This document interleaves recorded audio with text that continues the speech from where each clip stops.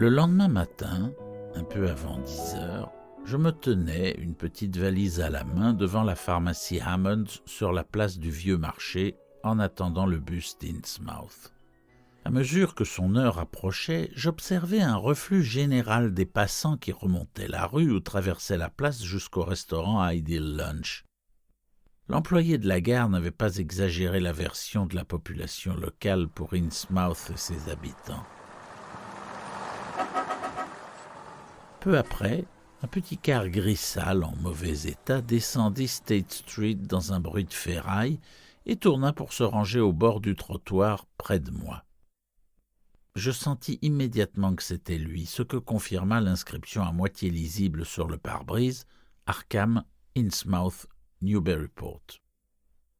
Il n'y avait que 3 passagers, basanés, négligés, l'air morose et assez jeunes, qui descendirent gauchement quand le véhicule s'arrêta et remontèrent State Street en silence, presque furtivement. Le chauffeur descendit à son tour et je le vis entrer dans la pharmacie pour y faire quelques achats. « Voilà donc, me dis-je, ce Joe Sargent dont parlait l'employé de la gare, et avant même d'avoir remarqué aucun détail, une aversion spontanée que je ne pus ni expliquer ni contrôler m'envahit. Il m'apparut immédiatement tout naturel que les habitants de cette ville n'aient pas envie de prendre un bus conduit par cet homme ou de fréquenter son village et ses pareils davantage qu'il n'était nécessaire. Lorsque le chauffeur sortit du magasin, je le regardai plus attentivement pour tâcher de saisir la raison de ma mauvaise impression. C'était un homme maigre de près de 6 pieds, aux épaules voûtées, habillé de vêtements civils bleus un peu râpés et portant une casquette de golf grise aux bords effilochés.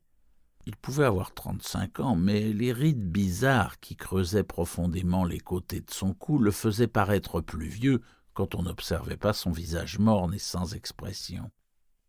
Il avait une tête étroite, des yeux globuleux qui semblaient ne jamais cligner, le nez plat, le front et le menton fuyants, et des oreilles singulièrement sous-développées.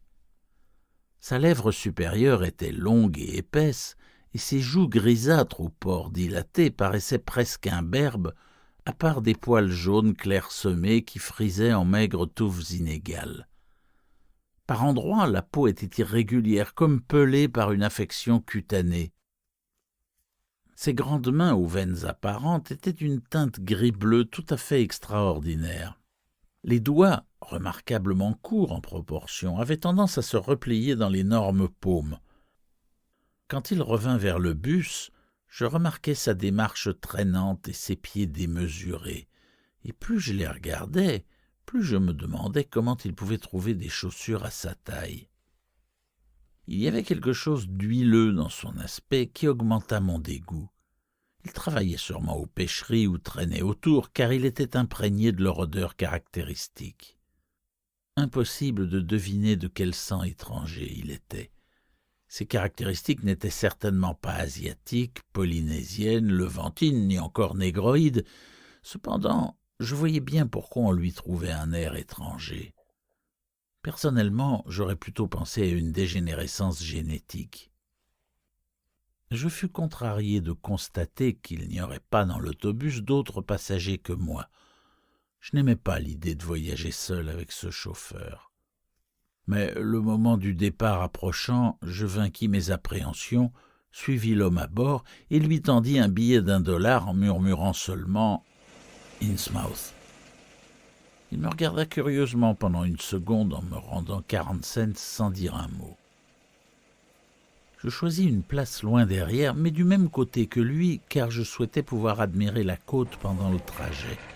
Enfin, le bus délabré démarra dans une secousse et roula bruyamment le long des vieux bâtiments de briques de State Street, suivi d'un nuage de vapeur qui sortait du pot d'échappement.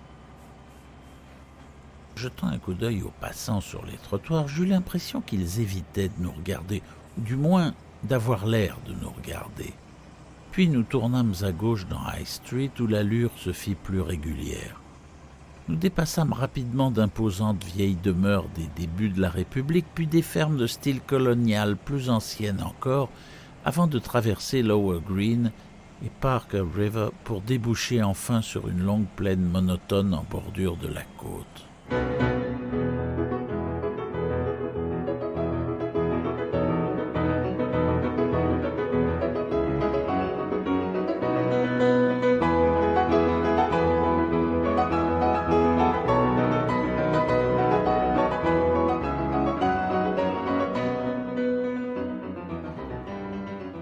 La journée était chaude et ensoleillée, et le paysage de sable, de lèche et d'arbustes chétifs devenait de plus en plus désolé à mesure que nous avancions.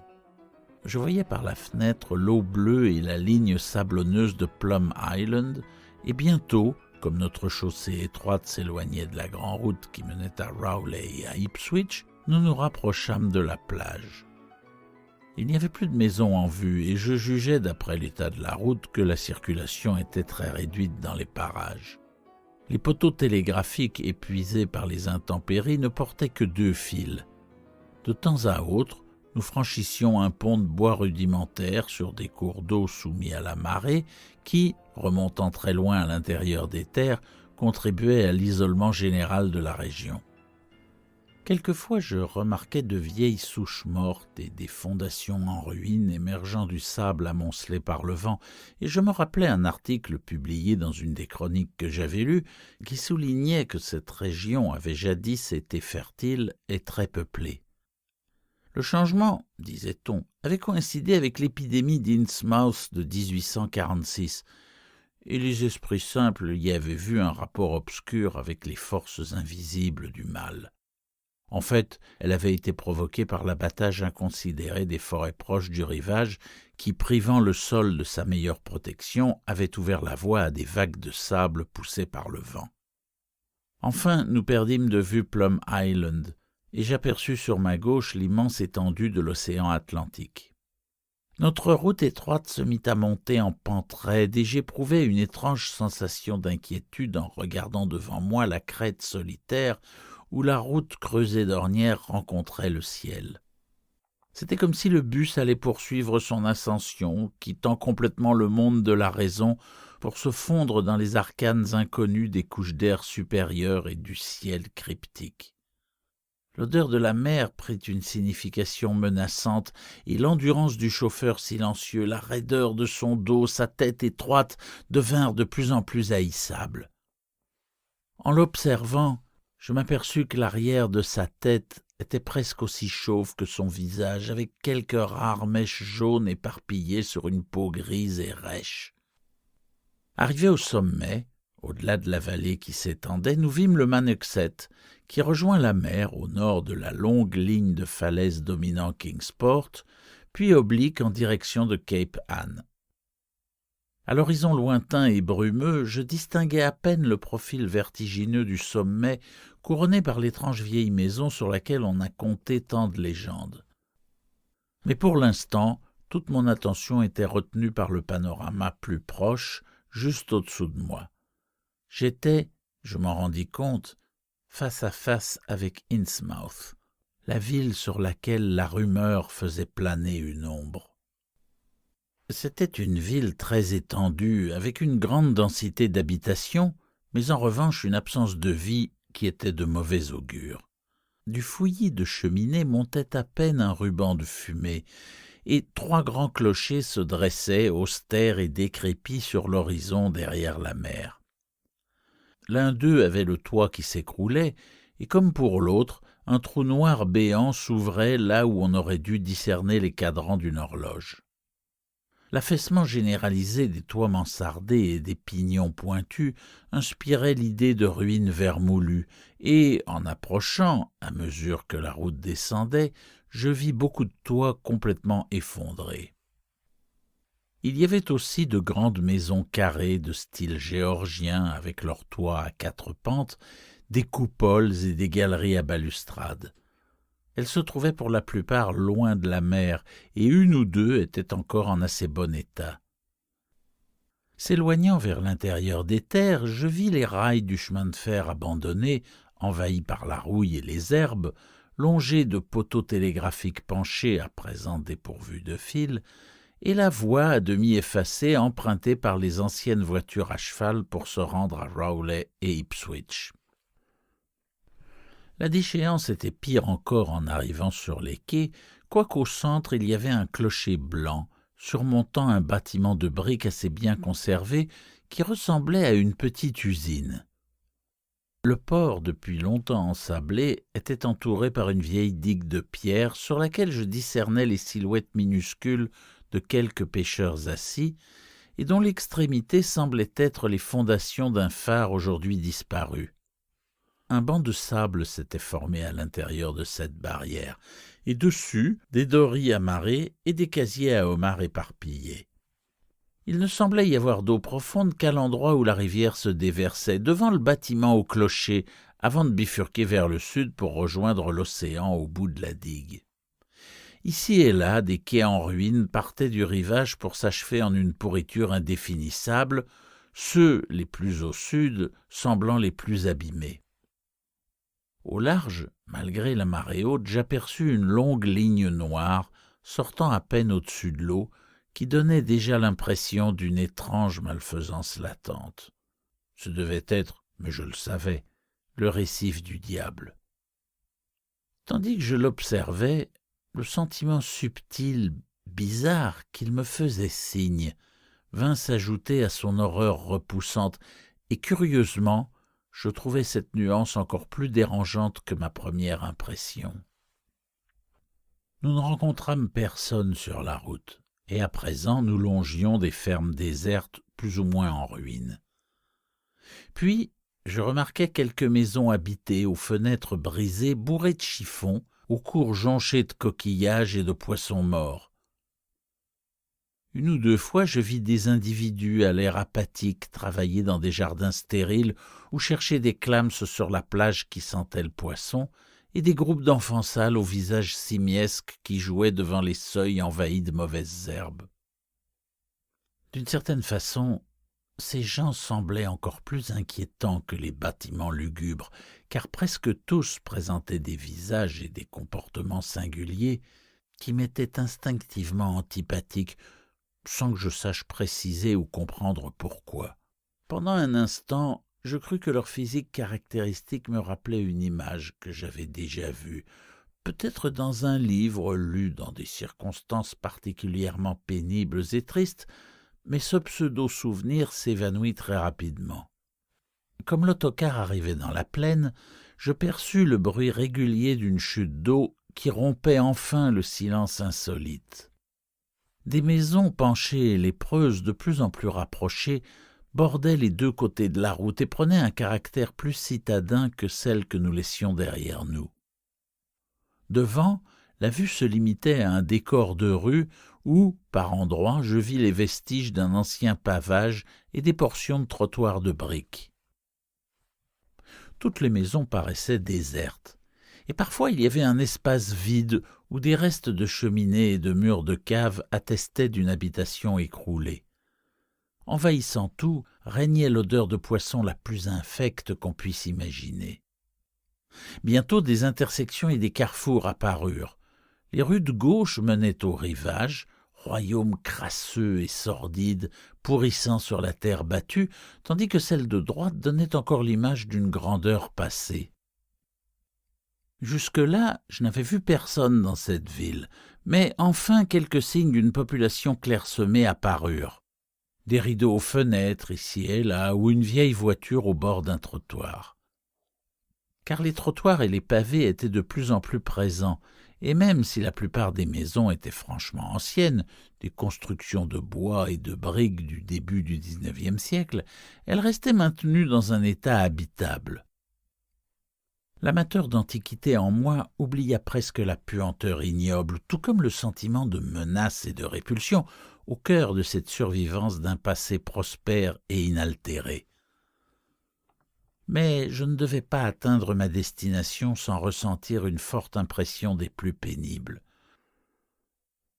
L'autobus était parvenu à une sorte de vaste carrefour, ou plutôt un rond-point, avec des églises des deux côtés et au centre les restes d'une pelouse circulaire, et je regardais à ma droite un grand hall orné de colonnes. La peinture, autrefois blanche, était à présent grise et écaillée, et l'inscription noir et or au fronton était ternie au point que j'eus du mal à déchiffrer les mots « ordre ésotérique de Dagon ». Tandis que je m'efforçais de lire cette inscription, mon attention fut distraite par les sons éraillés d'une cloche fêlée qui sonnait de l'autre côté de la rue, et je me retournai vivement pour regarder par la vitre de la voiture de mon côté. Le son venait d'une église de pierre trapue, visiblement plus récente que la plupart des maisons construites dans un style gothique grossier, et dont la cave, anormalement haute, possédait des fenêtres aux volets clos. Bien que l'horloge eût perdu ses aiguilles du côté où je regardais, j'entendis la cloche enrouée sonner 11 heures. Puis soudain, tout aidé de temps s'effaça devant une image fulgurante d'une extrême intensité et d'une horreur inexplicable qui me saisit avant même que j'aie pu l'identifier. La porte du sous-sol était ouverte, révélant un rectangle de ténèbres à l'intérieur.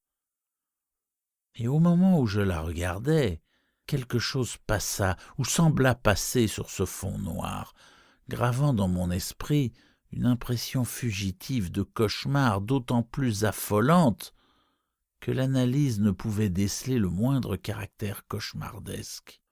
C'était un être vivant, le premier, à part le chauffeur, que j'ai vu depuis mon entrée dans la ville proprement dite. Si j'avais été plus calme, je n'y aurais trouvé absolument rien de terrifiant. De toute évidence, comme je le compris un moment plus tard, c'était le pasteur, affublé de curieux vêtements sacerdotaux, en usage sans doute depuis que l'ordre de Dagon avait modifié le rituel des églises locales. Ce qui avait dû attirer mon premier regard inconscient et me pénétrer d'horreur était la grande tiare qu'il portait, une réplique presque parfaite de celle que Miss Tilton m'avait montrée la veille au soir. Frappant mon imagination, elle avait donné un caractère sinistre et indéfinissable à la forme vêtue d'une robe, traînant les pieds et au visage indéterminé. Finalement, je me dis que je n'avais aucune raison d'avoir éprouvé ce choc à cause d'une réminiscence maléfique. N'était-il pas naturel qu'une secte locale adopte dans ses tenues un modèle de bijou rare, mais sans doute bien connu de la communauté suite à un événement fédérateur, par exemple la découverte d'un trésor? Bientôt, quelques jeunes gens répugnants émergèrent sur les trottoirs, seuls ou par petits groupes silencieux de 2 ou 3. Le rez-de-chaussée des maisons croulantes abritait parfois de petites boutiques aux enseignes minables, et je remarquai 1 ou 2 camions arrêtés alors que nous avancions bruyamment. Le bruit de chute d'eau devint de plus en plus distinct, et je vis presque aussitôt devant nous une rivière très encaissée, enjambée par un large pont à balustrade de fer, au-delà duquel s'ouvrait une grande place. Pendant que nous le franchissions, je regardai des 2 côtés et j'aperçus des usines sur le bord de la gorge et un peu plus bas. Tout au fond, l'eau était très abondante et je vis 2 chutes en amont à ma droite et au moins une en aval à ma gauche. À cet endroit, le bruit devint assourdissant. Nous arrivâmes sur la place de l'autre côté de la rivière et nous nous arrêtâmes à droite devant une grande bâtisse couronnée d'une coupole, habillée de restes de peinture jaune et affublée d'une enseigne à demi effacée qui annonçait que nous étions arrivés à la maison Gilman. J'étais content de descendre de ce bus et j'allais immédiatement déposer ma valise dans le hall sordide de l'hôtel. Il n'y avait qu'une personne en vue, un homme déjà âgé, qui n'avait pas cet air que j'avais surnommé le « look Innsmouth », et, me souvenant d'incidents bizarres qu'on avait signalés dans cet établissement, je résolus de ne lui poser aucune des questions qui me préoccupaient. J'allais plutôt faire un tour sur la place, d'où le bus était déjà reparti pour observer l'endroit plus attentivement. Recouverte de pavés ronds, elle était délimitée d'un côté par la ligne droite de la rivière et de l'autre par un demi-cercle de bâtiments de briques au toit à une pente datant de 1800 environ, d'où rayonnaient plusieurs rues vers le sud-est, le sud et le sud-ouest.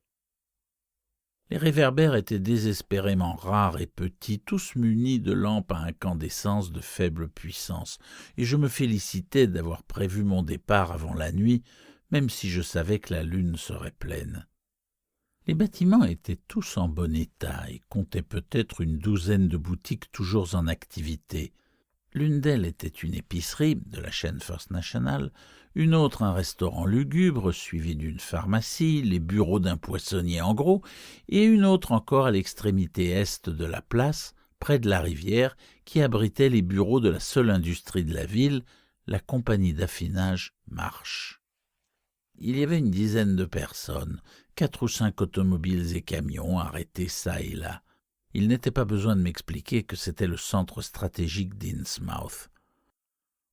À l'est, je pouvais apercevoir le bleu de la mer, sur laquelle se détachaient les ruines de 3 clochers géorgiens, apparemment superbes en leur temps, et vers le port, de l'autre côté de la rivière, le clocher blanc qui surmontait ce que je supposais être la finerie Marsh. Je décidai de commencer mes premières investigations à l'épicerie, le personnel d'une chaîne ayant plus de chances de ne pas être du pays. Je trouvai un garçon seul d'environ 17 ans, et je constatai avec plaisir son air accueillant et vif qui augurait d'informations intéressantes. Il semblait avoir envie de parler, et je compris bientôt qu'il n'aimait pas l'endroit, son odeur de poisson, ni ses habitants sournois. Quelques mots échangés avec un étranger étaient pour lui une bouffée d'air frais. Il venait d'Arkham, logeait auprès d'une famille originaire d'Ipswich et retournait chez lui chaque fois qu'il avait un moment de liberté.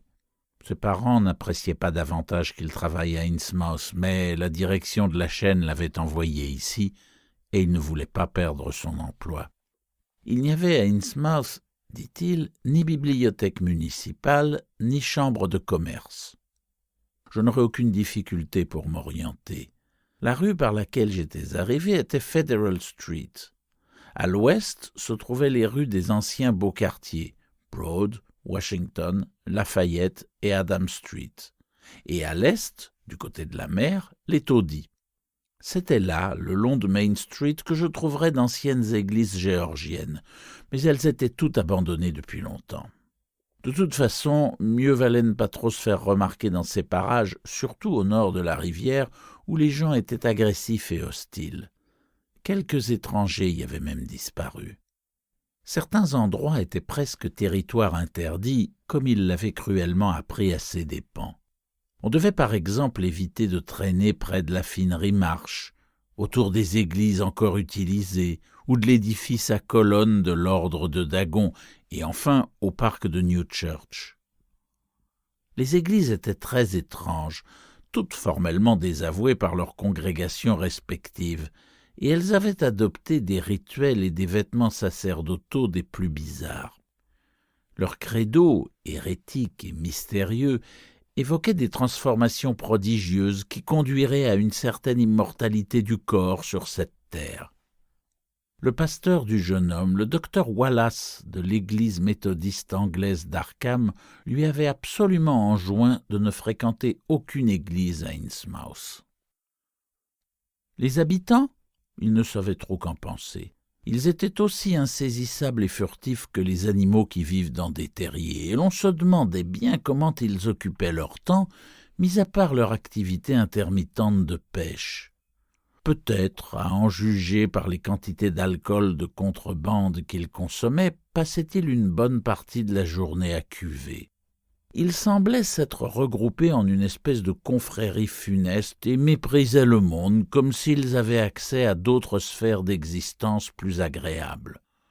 Leur apparence, surtout ces yeux fixes qu'on ne voyait jamais fermés, était vraiment épouvantable et leur voix atroce. C'était horrible de les entendre psalmodier la nuit dans leurs églises, particulièrement pendant leurs fêtes ou cérémonies du renouveau qui tombaient 2 fois par an, les 30 avril et 31 octobre. Ils adoraient l'eau et nageaient énormément dans la rivière et dans le port. Les courses de natation jusqu'au récif du diable étaient très fréquentes, et tous ceux qu'on y voyait semblaient tout à fait capables de prendre part à cette épreuve pourtant difficile. À bien y réfléchir, C'étaient plutôt des jeunes qu'on voyait en public, et parmi eux, les aînés étaient le plus sujets aux malformations. Il y avait des exceptions. C'étaient en général des personnes sans aucune difformité, comme le vieil employé de l'hôtel.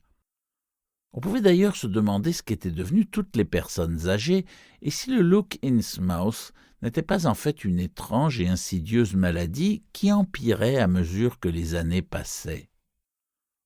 Seule une maladie rare pouvait évidemment provoquer chez un individu déjà formé des bouleversements anatomiques aussi considérables et graves, avec des conséquences sur les os, telles que la forme du crâne, quoique cette particularité ne fût pas plus déconcertante et inouïe que les symptômes de la maladie dans son ensemble.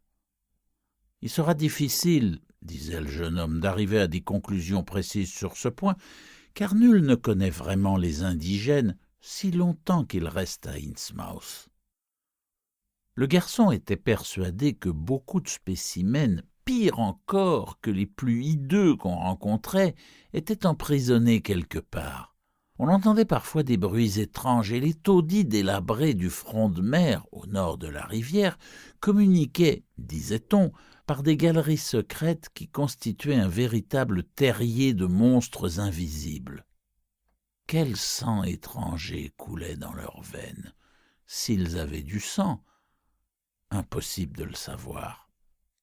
On cachait quelquefois certains individus particulièrement répugnants quand des fonctionnaires gouvernementaux ou d'autres personnes étrangères venaient à Innsmouth. Il serait inutile, disait mon informateur, de poser des questions sur leur cité aux autochtones. Quoiqu'un seul, peut-être, parlerait, un homme très âgé, mais apparemment normal, qui vivait à l'hospice tout en haut du quartier nord et passait son temps à aller et venir près de la caserne des pompiers. Ce vieux bonhomme chenu, Zadok Allen, avait 96 ans et perdait un peu la tête, sans compter que c'était l'ivrogne de la ville. Un être bizarre, sournois, qui regardait sans cesse par-dessus son épaule, comme s'il redoutait quelque chose, et qui refusait absolument, quand il était à jeun, de parler avec des étrangers.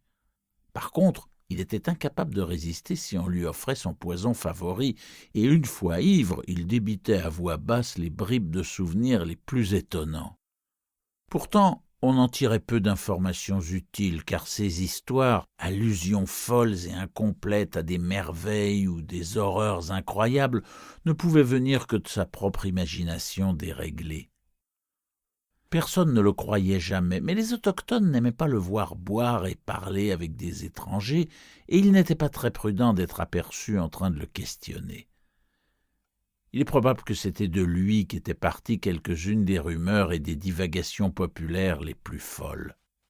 Pour ce qui était du travail, il y avait une abondance de poissons presque surnaturelle, mais les autochtones en tiraient de moins en moins de profit, notamment à cause des cours qui fluctuaient sans arrêt et de la concurrence qui allait croissante. En fait, la seule industrie véritable de la ville était l'affinerie, dont les bureaux se trouvaient sur la place, à quelques maisons seulement de l'épicerie où nous étions. On ne voyait jamais le vieux Marsh, mais il se rendait parfois à son usine, dans une voiture fermée aux rideaux tirés. Toutes sortes de rumeurs et de bruits couraient sur son changement d'aspect physique. Dans le temps, ça avait été un vrai dandy, et l'on racontait qu'il portait encore sa redingote de l'époque d'Édouard VII, curieusement retouchée pour s'adapter à certaines déformations. Son fils dirigeait autrefois le bureau sur la place, mais il ne se montrait plus et avait laissé la charge des affaires à la nouvelle génération. Des filles et des garçons qui avaient également fini par se métamorphoser, surtout les aînés, dont on racontait que la santé déclinait. Une des filles Marsh était une femme repoussante à l'allure reptilienne qui portait une quantité invraisemblable de bijoux appartenant manifestement à la même tradition exotique que la fameuse tiare. Mon jeune épicier les avait remarqués plusieurs fois et il avait entendu dire qu'ils provenaient d'un trésor secret de pirates ou de démons. Les pasteurs ou les prêtres, quel que soit le nom qu'ils portaient à présent, avaient adopté comme coiffure une parure de ce genre, mais on les apercevait rarement. Le jeune homme n'en avait jamais vu, bien qu'il en existât beaucoup à Innsmouth, disait-on. Les Marsh, tout comme les 3 autres familles bien nées de la ville, les Waits, les Gilman et les Elliott, vivaient très retirés. Ils habitaient d'immenses demeures le long de Washington Street, et plusieurs étaient soupçonnés d'abriter en cachette certains parents, encore vivants, à qui leur étrange aspect interdisait de paraître en public, mais dont le décès avait été annoncé et dûment enregistré. M'ayant averti que beaucoup de rues avaient perdu leurs plaques, le jeune homme dessina à mon intention une carte sommaire, mais claire et appliquée, des lieux les plus importants de la ville.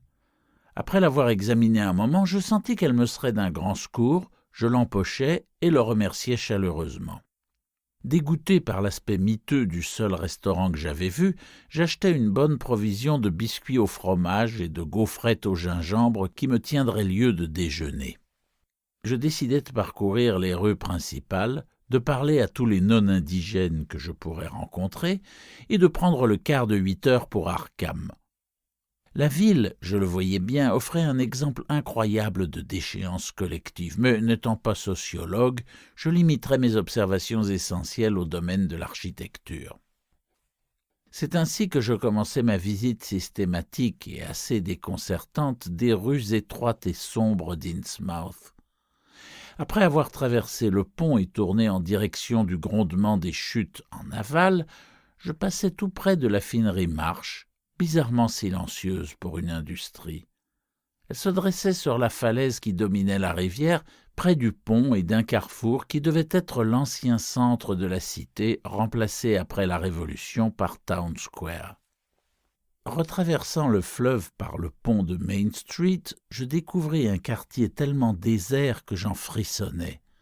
Des enchevêtrements de toits à 2 pentes en train de s'écrouler formaient un horizon cranté et fantastique que dominait le sinistre clocher décapité d'une ancienne église. Certaines maisons de Main Street étaient occupées, mais la plupart avaient été condamnées avec des planches clouées. Dans les ruelles adjacentes, dépourvues de pavés, je vis les fenêtres noires et béantes de baraques abandonnées, dont beaucoup penchaient selon des angles incroyables et périlleux par suite de l'écroulement d'une partie des fondations. Ces fenêtres spectrales me fixaient, et il me fallut du courage pour tourner vers l'est en direction du port. La terreur des maisons désertes croît certainement en progression géométrique et non arithmétique, à mesure que ces demeures se multiplient pour former une cité totalement désolée. La vue de ces interminables avenues aussi vides et mortes que des yeux de poisson, la pensée de ces enfilades de compartiments noirs et menaçants, voués aux toiles d'araignée, aux souvenirs et aux vers vainqueurs, ressuscite des vestiges de peur et de dégoût que ne saurait dissiper la plus solide philosophie. Fish Street était aussi déserte que Main Street, mais en revanche, elle avait conservé beaucoup d'entrepôts de briques et de pierres en excellent état. Water Street en était presque la réplique, sauf qu'elle présentait de larges ouvertures en direction de la mer à la place des quais détruits. Je ne voyais pas un être vivant à part les pêcheurs éparpillés loin sur la digue, et je n'entendais pas d'autre bruit que le clapotis de la mer dans le port et le grondement des chutes du Manoxet. La ville me portait de plus en plus sur les nerfs, et je regardais furtivement derrière moi en rebroussant chemin pour traverser le pont branlant de Water Street. Celui de Fish Street, comme l'indiquait mon plan, était en ruine. Au nord de la rivière, il y avait quelques traces de vie sordide.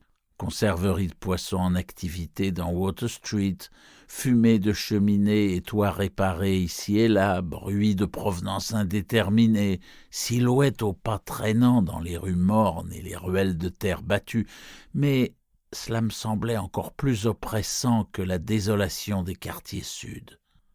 Car les gens d'ici étaient plus hideux, plus anormaux que ceux du centre-ville, au point que plusieurs fois, il me revint à l'esprit un souvenir absolument inconcevable que je n'arrivais pas à situer. Sans doute l'ascendance étrangère de la population d'Innsmouth était plus affirmée ici que vers l'intérieur des terres, à moins que le look Innsmouth ne soit une affection plutôt qu'une tare héréditaire, auquel cas Ce quartier abritait les malades les plus atteints. Un détail me tracassait cependant. D'où pouvaient bien émaner les quelques bruits étouffés que j'entendais? En principe, ils auraient dû tous provenir des maisons apparemment habitées. Pourtant, c'était derrière les façades les mieux barricadées qu'ils étaient les plus forts. Il y avait des craquements, des pas précipités et des sons rauques, indéfinissables, et je songeais avec inquiétude au tunnel secret dont le jeune épicier m'avait parlé. Soudain, je me demandais quelles pouvaient bien être les voix de ces gens.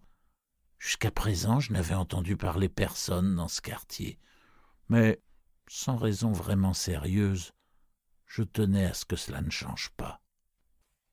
Je fis une pause juste suffisante pour admirer deux églises très belles, mais en ruine, sur Main Street et Church, après quoi je me hâtais de quitter les infects taudis du front de mer. Logiquement, j'aurais dû aller voir le parc de New Church, mais pour une raison ou une autre, je ne pus me faire à l'idée de repasser devant l'église où j'avais aperçu la silhouette inexplicablement terrifiante du prêtre ou du pasteur à la couronne étrange. D'ailleurs, le jeune épicier ne m'avait-il pas averti que les églises et la salle de l'ordre de Dagon n'étaient pas des endroits recommandables pour les étrangers. Aussi, je suivis plutôt Main Street en direction du nord jusqu'à Martin, puis tournant vers l'intérieur des terres, je traversai Federal, en restant prudemment éloigné du parc de New Church, et je pénétrai dans l'ancien quartier huppé de Broad Street Nord, Washington, Lafayette et Adams. Bien que ces vieilles avenues majestueuses fussent mal pavées et négligées, elles conservaient, à l'ombre des ormes, un reste de dignité. Maisons, résidences, manoirs réclamaient mon attention, la plupart délabrés et condamnés dans leur parc en friche, quoique dans chaque avenue, l'une ou l'autre demeure semblait habitée. Dans Washington Street, il en restait 4 ou 5 à la suite, en excellent état, entourés de pelouses et de jardins bien entretenus. La plus somptueuse, dont les vastes parterres en terrasse s'étendaient jusqu'à Lafayette, appartenait probablement au vieux Marsh, le propriétaire infecté de la finerie.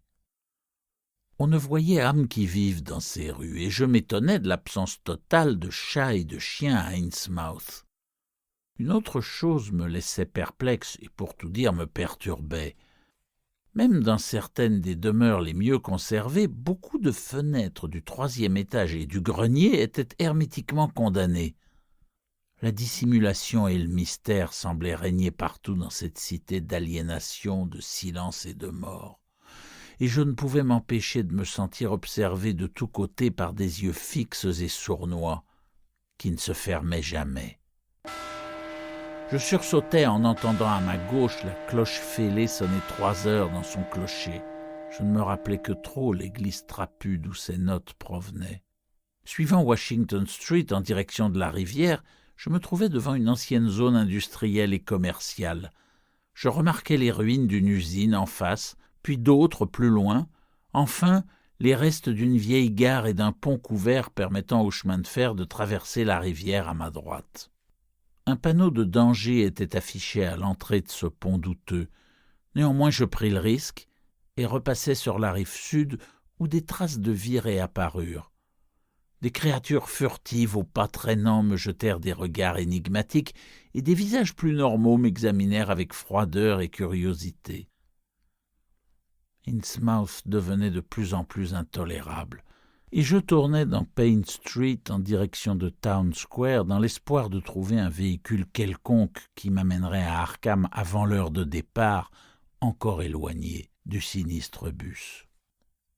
C'est alors que je vis à ma gauche la caserne de pompiers délabrée et que je remarquai un vieillard rougeau à la barbe hirsute et aux yeux délavés, couvert de haillons indescriptibles, qui, assis sur un banc, bavardait avec 2 pompiers en tenue négligée, mais à l'air normal.